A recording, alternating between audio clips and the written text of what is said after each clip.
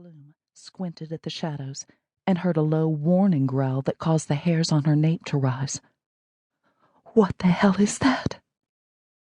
She didn't take the time to find out. Bianca bolted. Fear propelled her. Up the hillside, the sensation that she was being followed by something malevolent driving her upward. Her feet slipped a little, and she pitched forward, caught her balance, and kept moving.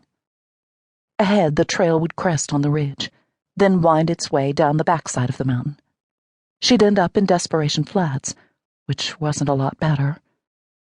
Did she hear footsteps? Heavy breathing? More growling.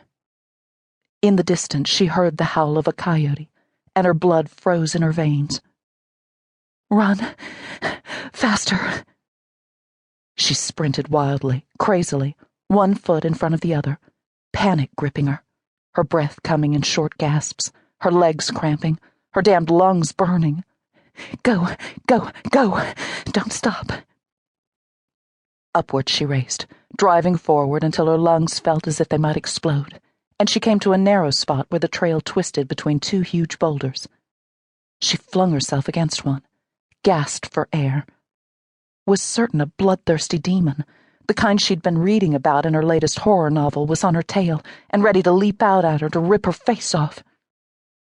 She looked back over her shoulder, ready to square off with the otherworldly creature, or lunatic, or creep of a teenager, only to find nothing but the engulfing black night, the forest of towering pines and scrub brush, the heat of August settling like a shroud.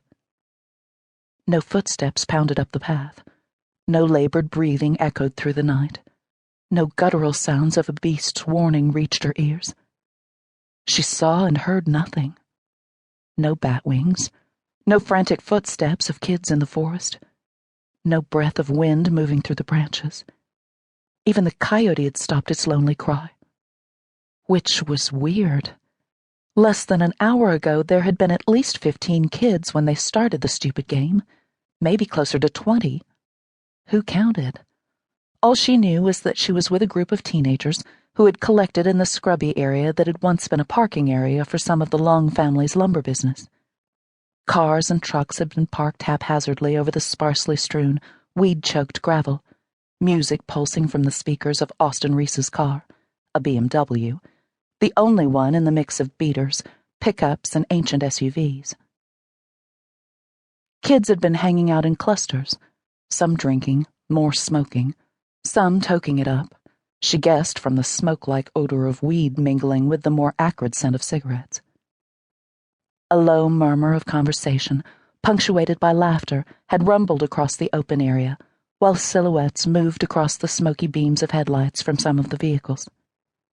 Red tips of cigarettes and the glow of cell phone screens indicated where others had been gathering. Bianca knew some of the girls. Red-haired Simone Delaney had been in her English class, and Seneca Martinez, who had been on the track team, lived just down the road from the little cottage in the woods where Bianca had grown up. They'd ridden the bus together all through grade school, but they weren't close now. And Lindsay Cronin? She was okay, but always followed along with the crowd. You just didn't know where you stood with her. One minute she was your best friend, the next your enemy. So weird. Maddie had come to one of these parties before, and her reason was simple. She hoped to hook up with Tej O'Hara, as if she had a chance. Come on, Maddie. Get real. Everyone knows that Tej is half in love with Laura Haas, and even he has to stand in line. Laura was definitely the it girl of Bianca's class, and Tej, with his quick, killer smile, athletic body, and sharp wit, was out of Maddie's league, at least in his inflated opinion of himself. Bianca suspected Maddie knew she was being used, but didn't care, or thought it was a way to make TJ fall in love with her. Oh, sure.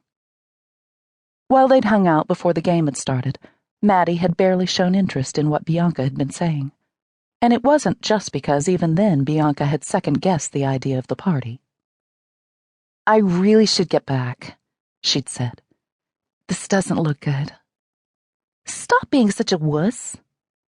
Maddie's fingers had still clutched her phone, her head moving slightly, her eyes squinting as she surveyed.